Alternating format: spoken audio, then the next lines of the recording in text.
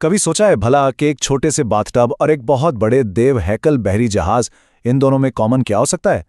जवाब है एक बहुत पुराना, एक कदीम उसूल जो आज भी हमारी इस जदीद दुनिया पर एक तरह से छुपकर हुकूमत कर रहा है।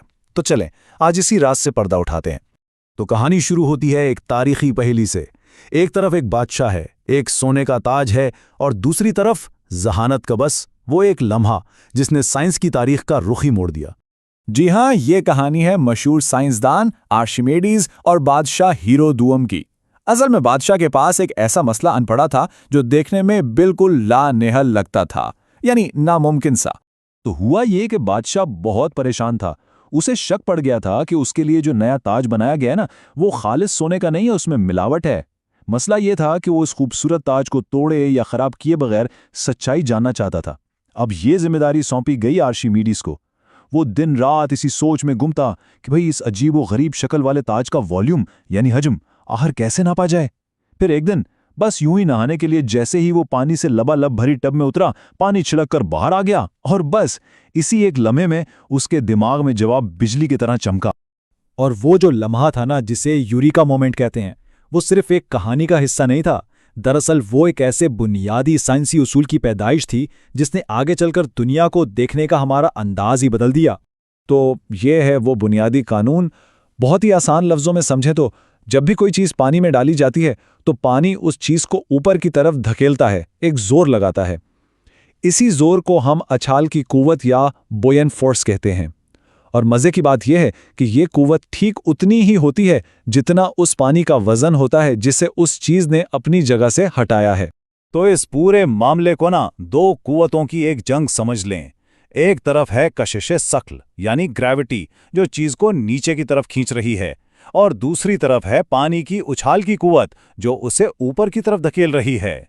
खुद आर्शिमीडेस के अल्फाज इस ताल्लुक को बहुत खूबसूरती से बताते हैं कि ऊपर की तरफ लगने वाला धक्का हटाए गए पानी के वजन के बिल्कुल बराबर होता है। और सच पूछें तो यही इस पूरे खेल की चाबी है, असल नुक्ता यही है। तो सवाल ये पैदा होता है कि जब ये दोनों कुव्वतें यानी नीचे खींचती ग्रेविटी और ऊपर धकेलती उछाल की कुव्वत जब ये आपस में टकराती हैं तो फिर होता क्या है, नतीजा क्या निकलता है?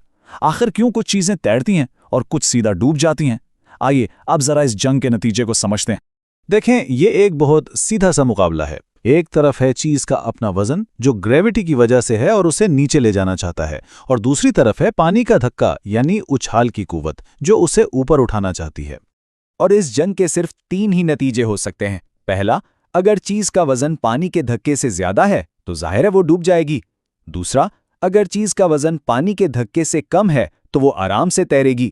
और तीसरा नतीजा, अगर वजन और उछाल की कुव्वत बिल्कुल बराबर हो जाएं तो वो चीज पानी के बीच में ही मुअल्लक रहेगी, यानी ना डूबेगी ना ही पूरी तरह सतह पर आएगी। अच्छा, ये तो हो गई थ्योरी। अब जरा आगे बढ़ते हैं और देखते हैं कि ये 2000 साल से भी पुराना असूल आज हमारी दुनिया की बड़ी बड़ी शानदार इजादात की बुनियाद कैसे बना हुआ है। ये वो सवाल है जो शायद हम सबके जहन में कभी ना कभी जरूर आया होगा कि भाई अगर स्टील यानी लोहे का एक छोटा सा टुकड़ा पानी में फेंकें तो वो फौरन डूब जाता है, तो फिर टनों वजनी स्टील से बना इतना बड़ा बहरी जहाज आखिर पानी पर तैरता कैसे है? सारा कमाल उसकी शक्ल में छुपा है। जहाज का जो बड़ा और अंदर से खोखला डिजाइन होता है ना, वो अपने वजन से कहीं ज्यादा पानी अपनी जगह से हटाता है। और आर्किमिडीज का असूल हमें क्या बताता है? जितना ज्यादा पानी हटेगा उतनी ही ज्यादा उछाल की कुव्वत ऊपर की तरफ लगेगी, और ये कुव्वत इतनी जबरदस्त होती है कि वो जहाज के बेतहाशा वजन को भी आसानी से उठा लेती है। और आबदोजें यानी सबमरीन्स, वो तो इस उसूल की मास्टर हैं। वो क्या करती हैं कि अपने खास टैंकों, जिन्हें बेलीस टैंक्स कहते हैं, उनमें पानी भरकर अपना वजन बढ़ा लेती हैं और गोता लगा जाती हैं, और जब सतह पर वापस आना हो तो इसी पानी को बाहर पंप कर देती हैं, अपना वजन हल्का करती हैं और ऊपर आ जाती हैं। मतलब वो अपनी मर्जी से डूबती, तैरती और पानी में मुअल्लिक रहती हैं। और हाँ, ये उसूल सिर्फ पानी जैसी माया चीज़ों के लिए नहीं है। हवा भी तो एक स्याल, एक फ्लूइड है। कभी सोचा है गर्म हवा का गुब्बारा ऊपर क्यों जाता है? बिल्कुल यही उसूल काम करता है। गुब्बारे के अंदर की गर्म और हल्की हवा अपने इर्द गिर्द की ठंडी और भारी हवा को हटाती है, जिससे उसे ऊपर की तरफ एक उछाल, एक लिफ्ट मिलती है। तो हमने देखा कि चाहे वो देव हैकल बहरी जहाज हों, गहराई में जाने वाली आबदोजें हों या आसमान में उड़ते गुब्बारे, उन सब के पीछे एक ही नादीदा ऊपर की तरफ उठाने वाली कुव्वत काम कर रही है। तो चलें, जो अहम बातें हमने सीखी हैं उन्हें एक बार जल्दी से दोहरा लेते हैं।